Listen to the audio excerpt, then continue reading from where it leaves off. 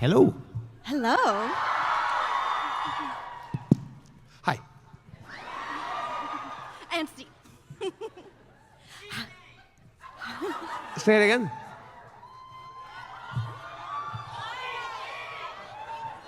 How are we doing? We're up here. We're great. How are you guys doing? What are your names? Every single one now, go. I wanted to start off with a little question, which was, what has your experience been like working when you worked on the show and seeing the fan response for the series and characters all these years later? It's taken on a life of its own. Somebody asked me today, I can't remember a question about whether there's anything I thought that everybody had got wrong. but there's like, no, it's not mine anymore, right? It's kind of out there. So that's an amazing feeling. That's unusual. Yeah, and being my generation, I don't believe I was online 10 years ago, so I had no idea. I think it was after the first couple of seasons when we did kind of a panel, a Red Dragon thing, and we realized that we had the Hannibals existed. And ever since We then... thought it was like 4 people. Yeah. Oh. And then I went to Japan, and there was Japanese Hannibals, and so on. So yeah, it's been just growing and growing since then. It's just amazing to see that, as you said, it has a life of its own.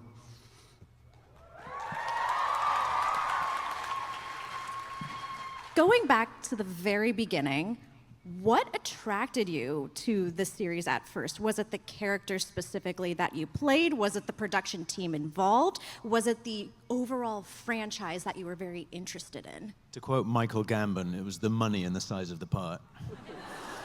No, it wasn't. It was meeting Brian Fuller, actually, for me anyway. That's what the third sofa is for Brian. He, you know, it's always like this. I'm sure it's the same for Mads. I met him. He sits down. He says he's going to give you a brief idea of the show, and then he talks for an hour and a half, and describes like, you know, hours and hours and hours of television, and bore no resemblance to what we made eventually. But it was really compelling because he's a very good storyteller, obviously, and so from that, then I was in.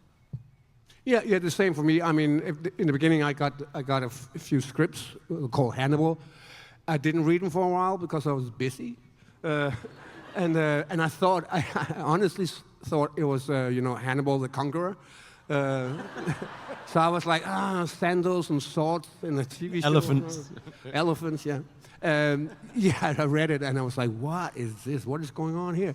And then, of course, I got nervous, more so, I think, than Hugh, because these are giant shoes to wear. It's Anthony Hopkins, right? But it was a different animal. It's a TV show, completely different feel and tone to it. So after 8 hours of Brian talking on me, I was like, fine, I'll do it. I'll do it. And then obviously Hugh, I knew that he was on board. It was all about whether I got the part or not. And so I was really pleased to work with Hugh again. First thing I ever did abroad was with him. Yep. Can't change that. It's just the way it is. What a special treat that must have been to have so much information up front going into this series. Yeah, all of it false, as I say. But yes. Yeah. And so speaking of shoes to fill, when it comes to other depictions of your characters in previous media, what is something you took as inspiration for your portrayal of the role, if anything? But then, importantly, what is something you personally wanted to expand on and make it your own? I think that everything is lifted, right? I mean, in terms of Hannibal, the character Hannibal, he's a lover of everything exquisite. Fine art, music, food. Everything basically opposite me. Everything opposite of me. I love sports and I eat McDonald's. And Hannibal will kill me for it. That's not fine. And he's quite rude. Yeah, and I'm quite rude. So that was really fun. The little things happened, and in the beginning it was just, smelling the wine, trying desperate to make it my own. So I always, for some reason, I had the glass out here, and it was just a pretentious thing. And then I realized that's smart though, because his nose is so fine, it cannot handle it this close. It has to be far away. So little things like that popped up. But for me, it was all about loving everything he did. Even though it's a dark world seen from outside, in his world, it is not. It is things that he loves that he's doing. Is there a beep, beep, beep sound here? Do you guys hear it, or is it just me? There's a beeping. Is it just me? All right. Sorry. AI At coming least in. 2 of my 5 senses are failing, so Same question. We just talk about my failing eyesight. I don't know. In terms of wanting to bring something to it that was personal or separate, because obviously there's the books, you know, there's this wealth of material from Thomas Harris, and then there's books that were written by other people who were inspired by that, not novels, but about profiling and so on, which I found very helpful. I had played a character who was on the autistic spectrum, which was related, but kind of inverse.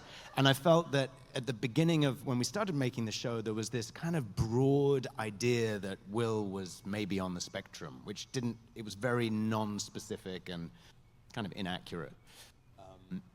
But because I'd already thought about it a bit and I knew a bit about it, that helped me into thinking about him and thinking about, you know, his eye contact, wearing glasses. Like, why for him it was not something, he didn't want to look people in the eye, right? Mostly.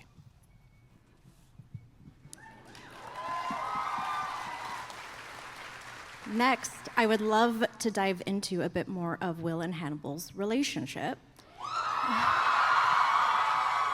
as it is quite complex. There's intrigue, there's understanding, there's love. What about their dynamic intrigued you the most? Therapy.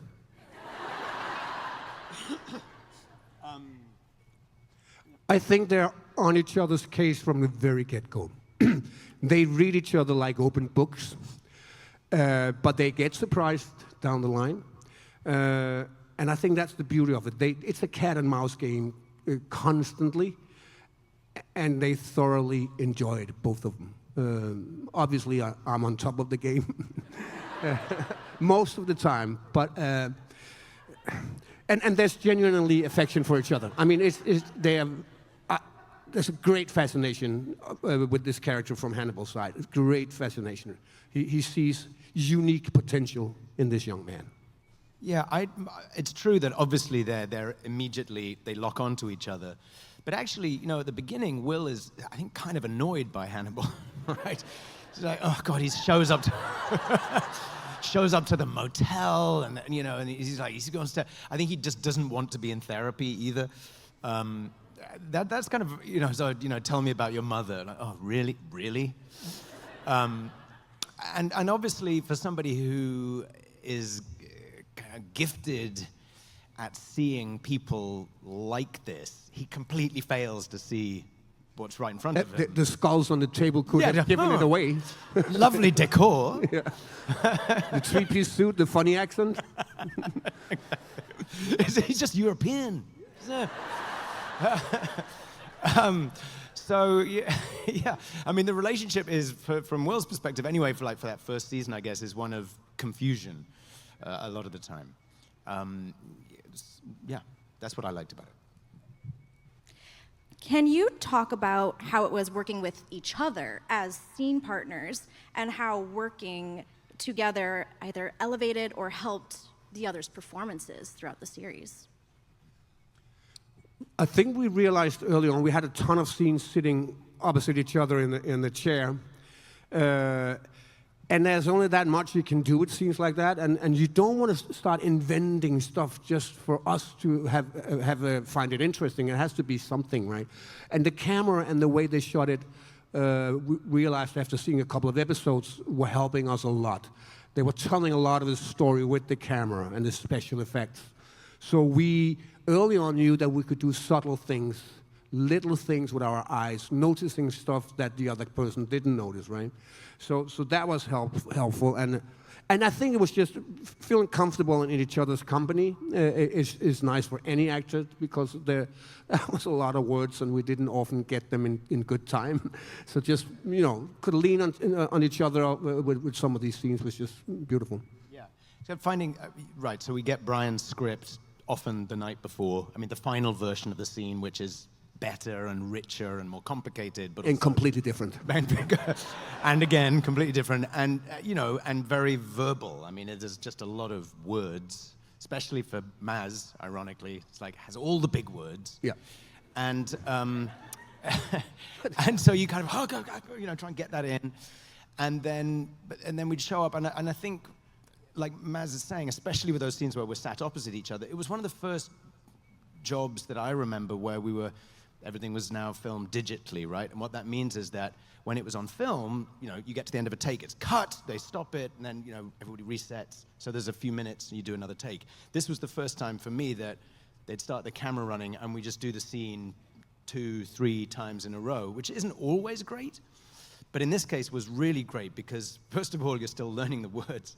And secondly, you kind of drop into that zone that Brian lives in of poetry, basically, and try and make it your own and make it natural and find the little beats that Mads is describing.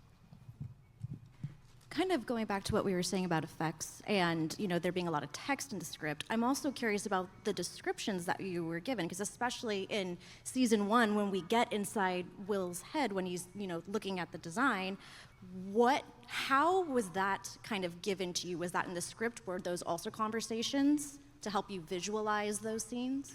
That's a good question. question. I think the conversations were more when you read some of the scenes. Okay, there is a man inside a horse, and there are mushrooms growing on his face, and then he's like, "This is network television."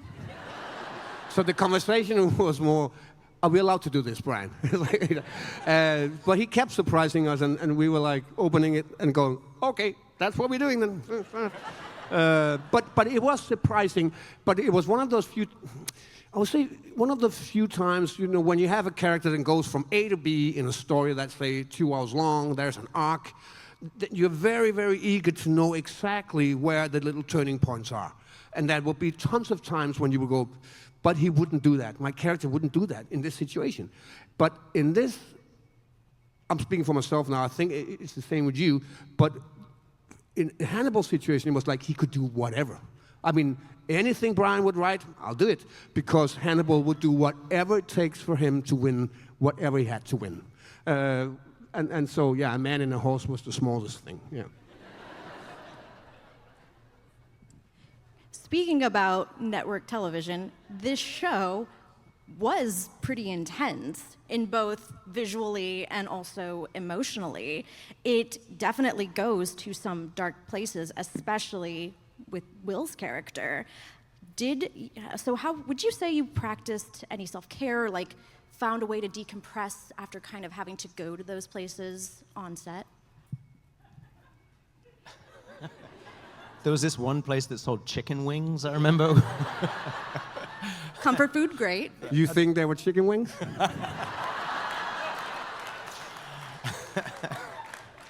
Touché. No, I've never really, I think I could probably speak for both of us, correct me if I'm wrong, but never really had a problem with that. I mean, I love going to work and love getting into it, and the richer, the better. And then I really love going home at the end of the day. And I had, my wife and I had a baby like halfway through the first season. So it wasn't like I was going home and like, oh God, that was so hard. It was like, okay, where are the diapers? So yeah, that was easy. But I would say, when characters are struggling with a lot of things, like this character, it can take a toll if you're in that mood the entire day. But that doesn't mean that you are the character. It just means that you spend a lot of time in that mood. Hannibal, on the other hand, was never struggling. Everything was fantastic and a challenge, right? There were a few moments, but he was on the sunny side of the street constantly. Why are you laughing at that? No, but I mean, you can't dive into a character like Hannibal and see the darkness in there. You got to see the light in there because that's what he sees, right?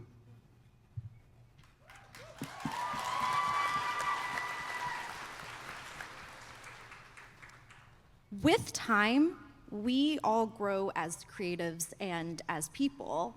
And so, maybe so-so. Some of us. Some of us.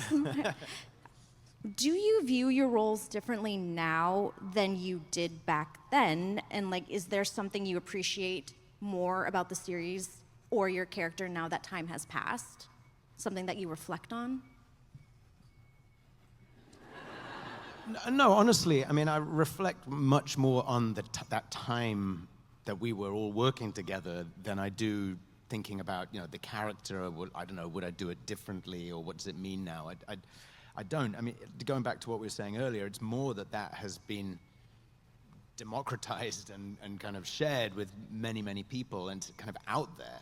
That's why, and it comes back to us in different forms. Like, oh, okay, that's what you took from it. Great, or maybe not, but or whatever it might be. But I don't know about you, but I don't stop and think, oh, it feels so different to me now. No. No, and when you're in the midst of something, you're just diving in there and you're living in the present, and it can be hard work or really hard work, which this turned out to be for a lot of reasons. So later on, seeing how it's been growing on people just makes us feel really proud that because we just lived in the moment. And then it turned out to be this 10 years later. It makes us we would smile get to the end of every season. I remember having a conversation in the camera truck at the end of the first season, and with one of the guys on the crew, and he's like, I think this is good. I mean, and I said, yeah, no, I feel the same way, but you don't know. And the question we were having was like, do you think we'll get to do it again? We're like, I don't know. I mean, it's like it's pretty weird, right? But it's good. Like there was that feeling of, at least for us, and us being like us and Brian, and again, all this 150 other people, and that was it. That to me, anyway. And so to then, I mean, like I'm talking about 1/10 of the number of people in this room. It felt like the people that were sharing it. So the fact that 10 years later, it's like this is incredible. Mm.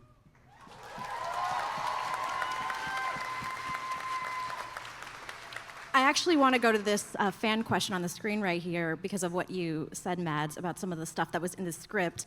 And the question was, what was the biggest WTF moment on the show that you thought? WTF, I mean, what the fuck? Like something that surprised us or shocked us? Or... No, I mean, the biggest thing was when you spent 4 days learning your text about the Hungarian food in the early 1700s, with a ton of words you've never heard before, and then you come in and Brian rewrote it to Japanese food. That would be a what the fuck moment, right? So well, why? Well, why? Yeah, I just like Japanese better. Great for you. Can you give me 5 minutes to pick this up? All right.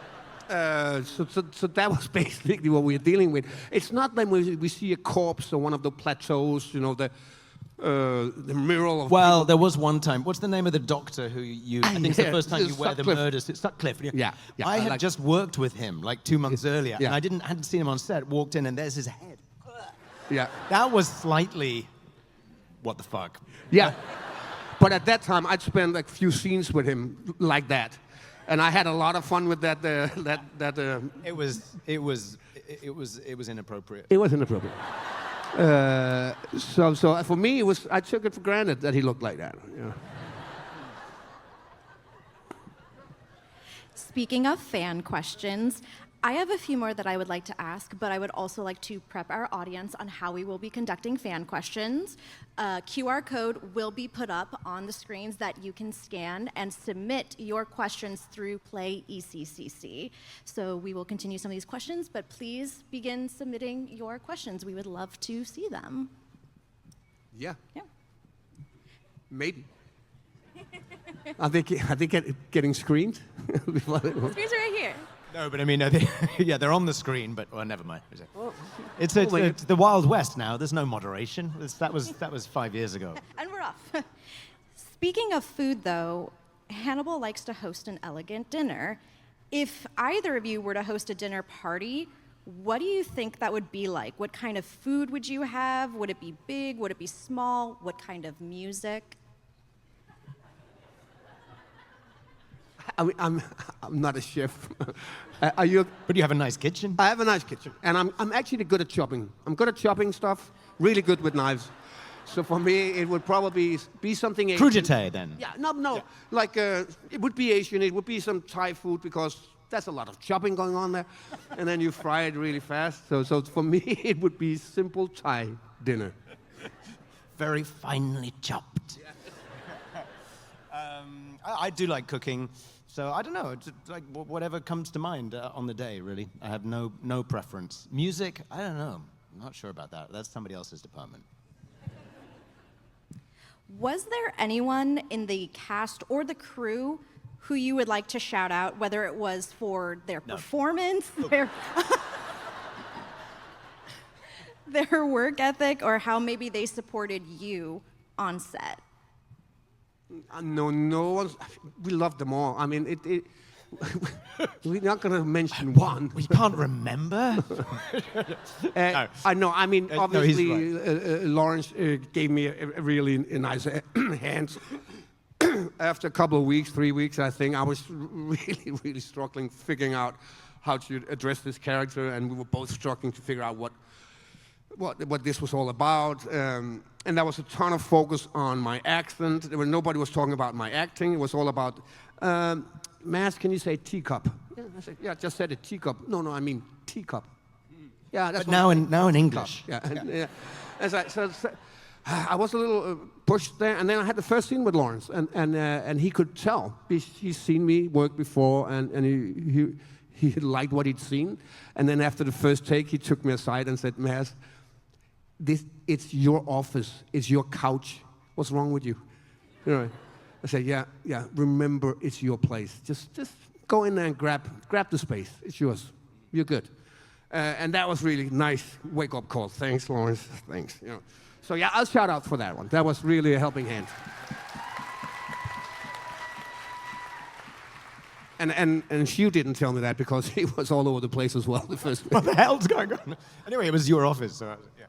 Actually, I had a similar thing with Lawrence. I mean, not exactly the same. I think for him, he'd been working on, I forget what he'd been doing for a few years, but it was very different by definition. It was different. And we had that scene in the first episode where he comes into the men's bathroom and throws someone out and then has a tantrum, basically, right? And I remember, I can't remember why, but he came in. This is very Lawrence, and he kind of comes in, he saunters in. He's like, what's going on? What are we doing? What's the scene? You know, you're like, okay, well, and we kind of talk through it. And in conversation with me and Brian, I guess, we're like, you can let rip, like, if you want to, which is, if you say that to Lawrence, you get it. So he did. He just kind of burst into this bathroom. And we did it. And then at the end, I remember really clearly, he said, thanks. He said, that felt good. And he hadn't got to kind of cut loose for a while, I guess, or maybe he was just being sweet. Or maybe he had a bad day. Maybe. Throughout the series, is there any one particular scene or performance that you were very proud of? I think we both, we've had that question a few times, and I think we always end at the same answer, which is we do like the ending of season 2. It's brutal, it's heartbreaking, it was physically really challenging for all of us, and we kept shooting the entire night to get this in the can. When Hannibal is cleaning up emotionally and physically, right? And I think that it stands out for us as something very special. Yeah. How long would your days? I know it varies, but like on average, how long would you say? They were long. I'm working, in TV now. Now you go. It's still a long day, right? It's a 13-hour day. You do 6 hours. You break for lunch. You do another 6 hours, and then basically that's it. But 10 years ago, it was much more common that you just kind of kept going. I mean, and on this show, it was really true. So, push another hour, another 2 hours, 3 hours. So that scene, we shot till, 5 in the morning or something. It was long. We basically had the choice when we got home at night to, you can sleep, or you can learn your text for tomorrow, or you can eat. One of those. And I chose to sleep and eat at the same time. Right, here you go.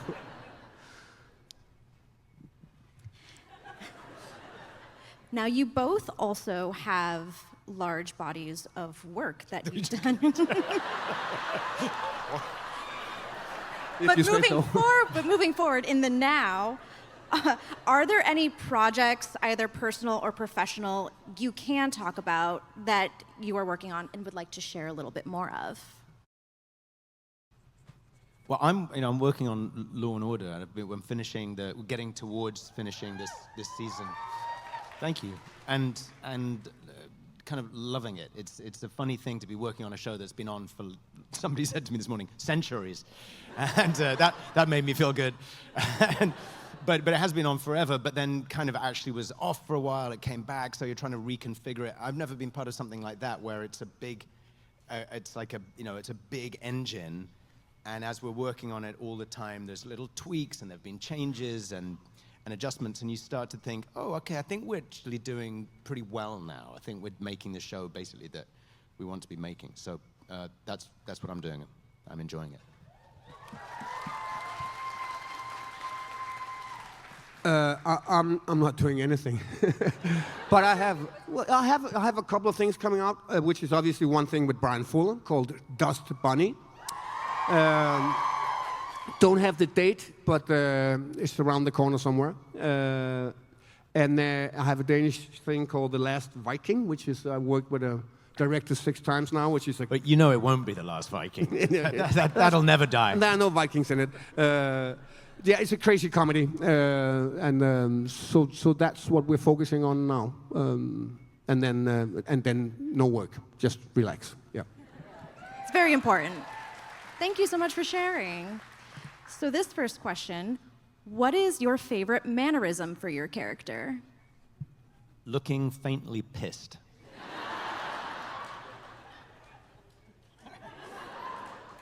Well, I think actually the wine snobbery thing, smelling it out here, I kind of liked it just because it came out of the blue and it didn't mean anything until I figured out what it could mean, and then I became proud. And then I told everyone, look how smart I am as an actor. Yeah. So this other question is interesting because it says, what was the best meal you ate on set? And I'm curious if it was like ate on set as you or like ate on the show.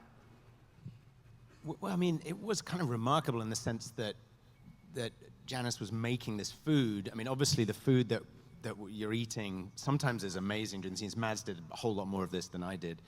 But also, on at least one occasion, I remember she just showed up, and she's like, hey, I just cooked these frog's legs. I mean, I don't know what your preconceptions about film sets are, but that's not common. Normally, it's like, you know, kind of overbrewed coffee and whatever, buns. It was amazing. She is an amazing chef. For me, it was with Lawrence. We had foie gras.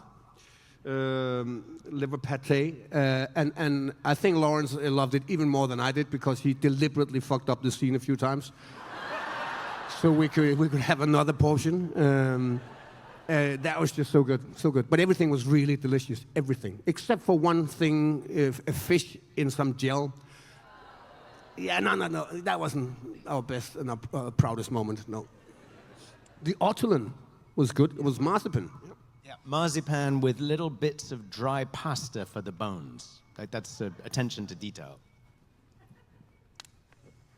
Favorite voice line in the show? Voice line? What do you mean with meaning voice like line? Piece of dialogue? Maybe? Yeah, I know what that is. Well, I think one of the favorite lines of all is when you... is your therapist in that horse? Yeah. That was your line? Yeah. I love that. That was good. It was so funny. But that had a bit of a curse on it. You know, sometimes this happens in a script where it's a really good line, and then you show up, you know it's good, and then you show up in the morning, and everybody's like, "Hey, that line's really good, right?" Yeah, and you're like, "Yeah, it's really good." And they're like, "Can't wait to see that line. Yeah.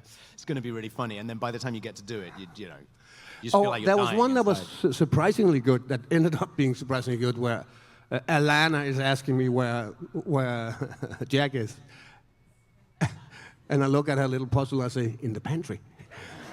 And I didn't understand. It was like, what is this line for? But it made sense when we did it, right? It turned out to be cool. There was a question on here that was, what is your favorite breed of dog? What's my favorite? What? Sorry. Breed of dog. Breed of dog. Oh, I love all dogs. But I'm very big on huskies and yeah. I have a smaller dog and I love her very much, but huskies are very fascinating animals. Just in case she's watching. You can read me like an open book. All right. Yeah, huskies are great because they are so close to the real deal as a wolf, right? Let's go here. For both of you, what is your favorite memory from working on Hannibal? It's a collective thing. It's the collective experience of 3 years of work, right? It was, I mean, to repeat ourselves, it was hard work, and we were working together. I mean, all of us as a unit, but like particularly Maz and myself and Brian. So that by the end, you know, we felt like we were kind of honing in on something together, which is not always the case. That's a still rare and special thing. Yeah, the same for me. I mean, it's the longest I've ever worked on one thing in my life. You normally see each other for 2 months and that's it, and then you might see each other 10 years later. But this was 3 years very intensely together. And the cliche of the family cliche, but it became very intense and very family-like. There was a question here earlier mentioning the both of you and Brian, which was, what was it like to work with Brian Fuller? You kind of touched on it a little bit, but was there anything else you wanted to expand on? What, Brian? Yeah. Well, Maz has a whole different experience now because he's worked with Yeah, I as a worked with him director. twice. Yeah, now he's a director as well. Yeah, but there's nobody like Brian. That's the thing. I mean, his mind is working on a completely different level. So even if there's something on the page that you might go, what the fuck is going on? You can be absolutely sure he knows what he's doing, and it's going somewhere that will surprise you. And if you chart your way through it, that's right. You often like would drop into it. You're like, oh, right, okay, I understand what he was feeling in the moment. He was sat up in his apartment in Toronto. I just know, be writing at 4 a.m., I'm sure, he really feeling through it, but then dressed in this layer of ornate and complicated language that somehow, without calling anybody else out, I saw other iterations of it by other people, and it never quite worked, right? Because having language like that that's also just immersed in feeling that you can, after a while, deliver naturalistically, kind of, is an incredibly unlikely and rare thing. And yeah, that was. But that also it craves that he is hands-on on a lot of things. I mean, because that's down to the detail on your pants or what's on the table. Yeah, or those striped curtains in Right. your office. That was Brian. Like, Because I want Dr. Seuss curtain. If that's not the way he imagined it, none of this makes sense. Which is that Brian's a traditional, like, old-fashioned showrunner, right? When everything is coming through his filter, which is not always the case. A showrunner can be a head writer, and then everything else is other people. Brian, just as Maz said, everything was coming out of him.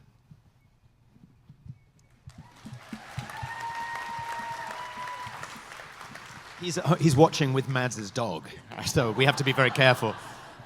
And a husky. Actually, I once left my dog with Maz, with Brian, when we were filming in Toronto.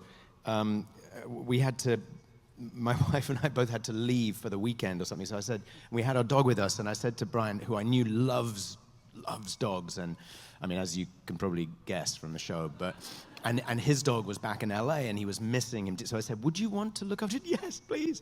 So we took the dog and we went off to whatever we were doing. And about 8 hours later, I got a photo, which was just Brian putting our dog in the oven.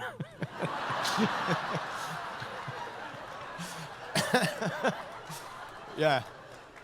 So. And he took the dog out again. Just. Didn't he? Sure. Yeah. There was a question on here that was, what was your favorite place to film? And you said you filmed in Toronto for the series. The whole thing was Yeah, in the Toronto, entire- yeah. Oh, apart from Florence, obviously. Oh, yeah, well, so we were in Florence, Florence, yeah. yeah. That's the answer. Yeah. No, I love Toronto. I love filming there. Sure, great. but Florence. No, Florence was Florence. Sure, yeah. I mean, we were in the studio like Yeah. 95% of the time. I think you were out in the real life I a was little out, more out than and me. about, usually wandering around in the snow in my underwear. That Yeah. was my MO. I did love the little house. The little house that was my house in the show was, it was about an hour plus outside of Toronto, and for some reason we seemed to mostly film out there at night, so we'd be there all night. And it was really special. It was just, it's exactly the way it seems in the show, which is not usually the case. So I kind of loved that, but it was exhausting every time together. Yeah, we're kind of going on about that. We're just recovering, actually. To kind of expand on that, though, when you're working on other projects, has there been a location where you filmed that you really enjoyed? Ever? Oh, there's tons of places that will, blow you away because of the beauty of either the sets or the reality of something you're shooting in. Right. Ireland. I mean, we both filmed Yeah. in Ireland. That was incredible and Yeah. amazing to be able to spend 6 months. My favorite would be Iceland. I've been there a few times. It's just breathtaking to be there. So, yeah, Iceland would be mine. And then your house, of course. yeah. Of course, that little house. And then the outside husky. Toronto. And then my dog. And then. One of the questions was, do either of you collect any nerdy/horror stuff? Mostly things that you people have given us. I collect hands. There's not an invitation to give me hands. Please do not give me hands. Seriously. But I do collect hands. Can you elaborate on that? Maybe later. It's a kind of contained thing, but there's in the sense that I don't have like 1,000 hands. What do I mean by hands? So I mean, if somebody has a really nice hand, then no. I mean, this is what happened here. And you got to get yourself out of this story now. What do you mean by hand? Okay, so I'll explain it. So I was on a film set. I'm doing, I'd been working on a Elizabeth I, and they built this incredible set, a huge, full recreation of Greenwich Palace, right? Oh, now it makes sense. Okay. Right, I'm getting to it. And I've never done this before, but it was so amazing. And as I was leaving, I finished filming, I thought, I'm taking something from this set. And I walked around and I found a very old pair of wooden, I guess they were like glove stays, that you put gloves on. I thought, I don't know, something about it. I thought, I'll have them. And I took them home. And, suddenly, and I don't know where the second hand came from, but that's when you suddenly like, I'm a collector now. and I realized that, and I could kind of go into it more boringly, but and then suddenly I have a lot of hands. I wouldn't say it was creepy or nerdy or horror. Nobody said creepy. I put that in.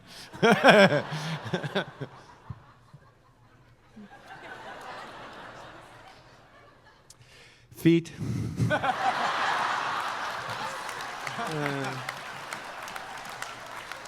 I don't know. I've been collecting comic books since I was very young, small. So that's one thing. And then Brian gave me a couple of posters, original posters of Bruce Lee, Hong Kong posters. And I love Bruce Lee, so I have little Bruce Lee thingies around in the house where my wife doesn't turn up. Yeah. Brian gave me a couple of old Bond, like Japanese Bond posters, like original, really cool, like Live and Let Die, and with a great picture of Sean Connery. And I had the immense pleasure of both of my children looking at it and saying, "Daddy." Like, yes. Wait, what? Do you know something I don't? This question. What does Will's love for collecting, or for taking in dogs, tells us about his character? He's very lonely.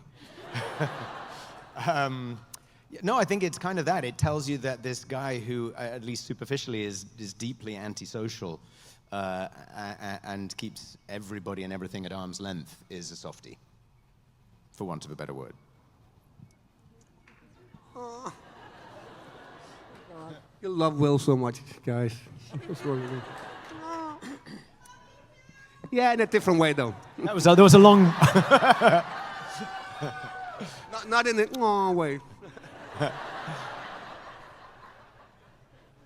How often did you have to improvise? Never. I know, not that I can think of. I mean, like improvising lines, it's too specific, Yes, Brian. I mean, rare. the element of contribution was, and not that this happened all the time by any means, but was occasionally in conversation or discussion with Brian, either together or separate, just one-on-one, and then that would make its way into the script. But this is not stuff that you can sit and just, it would be so embarrassing. You would fail so badly. Yeah. So, no. No, there was a lot of freedom for us to figure out how to make this scene work. But in terms of what we were saying, it was, you couldn't, you couldn't do it. It was just impossible. If you go on a rant and you rather say something else about Japanese food, and you don't know anything about Japanese food, you're fucked. Just stay with the script. Yeah. Were there any props that you took from set, Hugh? No, Any hands? No. Funny you should ask. No, there weren't. None? Of course. Yeah, I can't tell you now. I mean, maybe in 20 years, so they don't sue me. Once it's a collection. I mean, I did when we knew this was over, and it's like, but actually we still had a hunch that we might come back. But I took a three-piece suit, a red suit, kind of reddish suit, and I took it home, and then I realized. Then we heard the story that we were not coming back, and then Brian called me and said, "Mads, I really want to give you this red suit, but I can't find it, so there's something else." I was like, "Yeah, that's because I have it, Brian." Okay. Oh, okay. Was the Okay, red I took that one. Yeah. Was the red suit your favorite suit? Yeah, it was amazing. It's daring. I mean, it's something you have to be brave enough to wear it, but it's beautiful. Yeah. There was a question on here that was, what was your favorite murder of the show? I would almost also say, like, what was the most shocking scene? I mean, I guess. I do like the scene where we both the last scene of the show basically where we both killing together because it was just more brutal. It's the first time you see like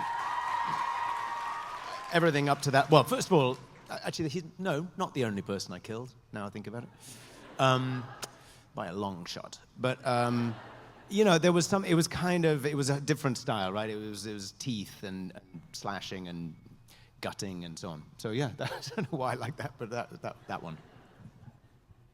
There was a lot of plateaus that were really beautiful. Obviously, the totem people, the human mural was super cool and interesting.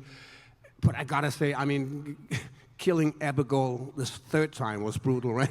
Killing little poor Abigail the third time, that was even for us a little heartbreaking, Yeah.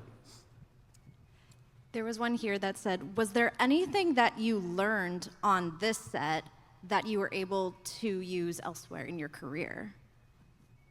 Whoa, I learned a ton of words, but I've forgotten all of them. You learn a lot from working this hard and this intensely. So just learning your text in a certain speed and be kind of on top of it. You'll learn a lot from that, for sure. But you would not be able to do that for year after year. You can only do it for a certain span of time, and your brain will collapse. What is your favorite work of horror?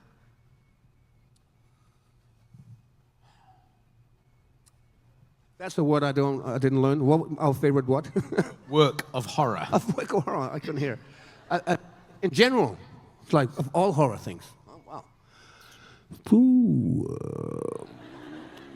I mean, The Shining, sure. Like the original Nosferatu. For me, it was the first Halloween film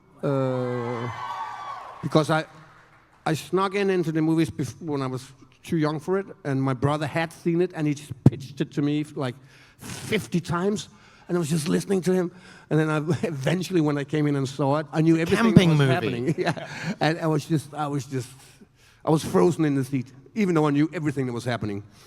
I think it's a masterpiece, the first one. Yeah. Speaking of the horror genre, are there any other genres of work that you're kind of on the lookout for future projects? Anything you'd be interested in doing more of or doing for the first time? I mean, I'd like to do another play, actually. But no, I don't. I mean, I don't know about you, but I don't usually find myself thinking like, oh, it's time for a kind of pastoral comedy now. You know, it's more something presents itself, and then you find yourself curious, or you find yourself drawn to it, or whatever. Everything aligns. Yeah, I don't think in those terms either, but genres are interesting because they you're allowed a certain freedom within different genres, right? And if you do it right, you will obviously go down a path you haven't been before, because there will be a new challenge in there just to nail the genre itself. I've always mentioned zombie films. I just love the zombies, and I also love. And I grew up with the kung fu, flying kung fu, so if there's a flying kung fu zombie film, just to completely contradict myself, science fiction, actually. Sci-fi. Yeah. What do you enjoy most about Seattle? Seattle. That's the answer. Seattle. Just Seattle. Well, obviously this room, Yeah. for sure. We both came in yesterday and we went to a little sushi kind of joint. It's like a Hawaiian surf sushi bar. Yeah. We like So that. it's that. Yeah. That's also all we've seen. So, for two different projects, Mads, what was it like working on Moomin? And then Hugh, what was it like working on Ella Enchanted? The question for me was working on what? Sorry. Moomin. Yeah, that was sweet. You made a Moomin troll? No, it was a restoration of an old original film, and then they brought in all the Scandinavian actors with their funny Scandinavian accents, and we did it in English for some reason. And, it was actually just doing ADR on a little piece of animated film. But there was already animated. So It you was had to animated, match but it was restored from the 60s, 70s. I don't know what they did with it, but it was very sweet. It was fun, and it was a great honor because I got to work without ever have met the great Max von Sydow. So I'm in a film with Max von Sydow. I find that like a really nice feather in my hat. Yeah. Ella Enchanted, great. It was just before Max von Sydow was also in Ella Enchanted. No, he was not. Just before King Arthur. So I went for. I mean, those quite distinct movies, but I ended up spending something like a year in Dublin because we filmed both of them there. I don't know. It was great. Tommy O'Haver, who directed it, is still a good friend of mine. I just did a kind of funny, I think, like a fiction podcast thing with him. So anything like that where you make a friendship that, lasts for decades at this point is usually a really good time.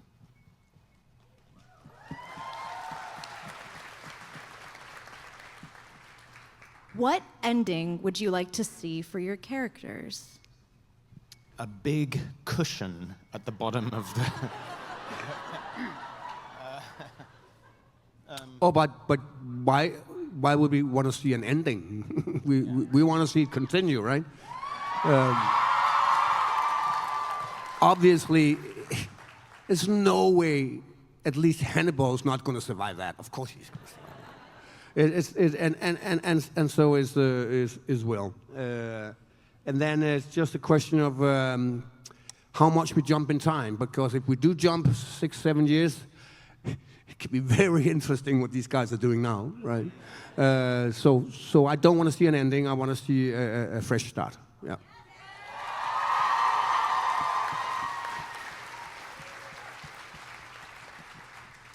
There was a question here that was, how do you prepare for your roles? I can imagine that's different based on the project, but is there anything that you kind of set up for yourself, just like across the board, that you like to do to help you prepare?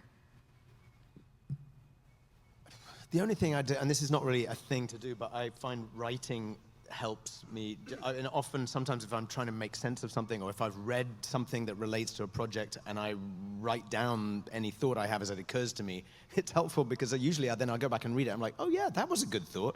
And it's very clear to me that I would have just forgotten it. You know, so having a record, I find kind of helps process things sometimes. But honestly, you're right. It completely depends on what the project is. I think my preparation is kind of always the same, in the sense that it's about reading the script, which is now my new Bible. Read it again and again, coming up with questions, suggestions, and just being a pain in the ass for the director in general. That is my process, back and forth, back and forth. There's always details we can go that way and that way. So for films, you live with it for 2 or 3 or 4 months, right? And it's all about the script and having a communication with your fellow actors and of course the boss, which is the director. Yeah. It's basically the process that if you're doing a play, that happens in rehearsal, right? You come to understand the shape of it and you hack away at it and then it makes sense eventually. And in film, you have to do that yourself and you have to do it with the other people you're working with in advance. Yeah, and because as you say, if let's say we do one of the scenes in the very early start of the film, we do one of the last scenes, we really have to be on the page that because we're not going to go back to that scene. Whatever this character is going through, we now have to have in that scene, and that's why you need to at least ask questions in your own brain to a degree that it makes sense. Yeah. Actually, I did want to go back. I did want to go back to what you were saying about writing things down, because I am curious about that. So when you say writing things down, do you meant like things that character would say, or? Oh, no, not particularly, or backstory or anything like that. I mean, maybe if a thought occurred to me. And I mean, honestly, it varies. But I mean more, it would really be sitting and doing what Maz is describing, which is going through the script and going through the script again and trying to find like what pops out. Like it's almost, sometimes it's just like word association, not literally word associating, but what pops into your head as a thought. And I find writing that down would be helpful because often they're barely connected, right? And then later on, returning to what I've written out, maybe you'll find something that's helpful.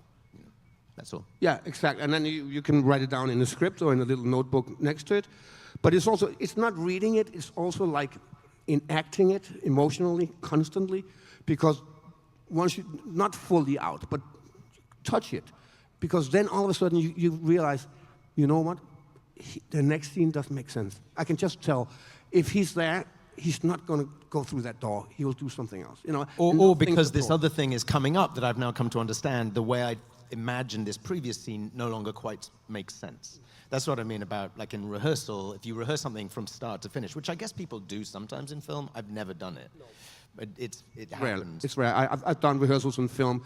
I'm not a big fan of it. I'm a big fan of it on theater, but in film it's a different animal. Yeah, theater without rehearsing would really suck. Yeah, but it's all the time, right? And that's part of it. But in films, I'm not a big fan. I like that we address how we're going to do the scene, but the first time we do the scene, we need to shoot it, because there's always something, what we call the butterfly dust of the first take, that is surprising everyone in the room, and that there's some gold in there. We can't over-rehearse it before we shoot it. Was that a thing specifically for your set? No, I think a lot of people like that. I mean, some people like to rehearse it before they shoot, A lot of people do enjoy to see. We have a good idea what this is about. Let's go in and give it a shot, and then we can talk after the first take. But you will often in the first take see something you would never come up with because you haven't rehearsed it, right? And so I enjoy that moment. And then this will be our last question, which was, is there a particular season that you really, really enjoyed filming? Maybe the most? Not really, because I mean, when you go back and we start thinking about it, like we do always return to that culmination of season 2. That was incredibly powerful. But then again, season 1, you've got these two characters almost swapping places, and so honest answer, no, not really. It was. I guess maybe as we entered into the second season, there was a feeling that we'd settled into something. You can see it in the show because it's less episodic, right? The first season, I think, maybe because that's the task he was given, Brian was writing more of the murder of the week thing, which was fine, but then that eased up a little bit in the second season. And then by the third season, you're like, woo, we're in a mind palace, yeah, But they were it all felt quite unique. Yeah, but I would say the second season for the reasons you mentioned. Not only did the structure ease up, we eased up. We had a fairly good idea where we were going with this. And then I just enjoyed thoroughly that Will ended up in jail. It was just wonderful. Well, no, I didn't end up in jail. That was the end of the first season. Yeah, but you start out in jail. I started out in jail. That's what you mean. Ended up stabbed. Yeah. Whatever. Hugh, Mads, thank you so much for joining us here today. Thank you. Thank you all guys. for Thank you, guys. Thank you. coming.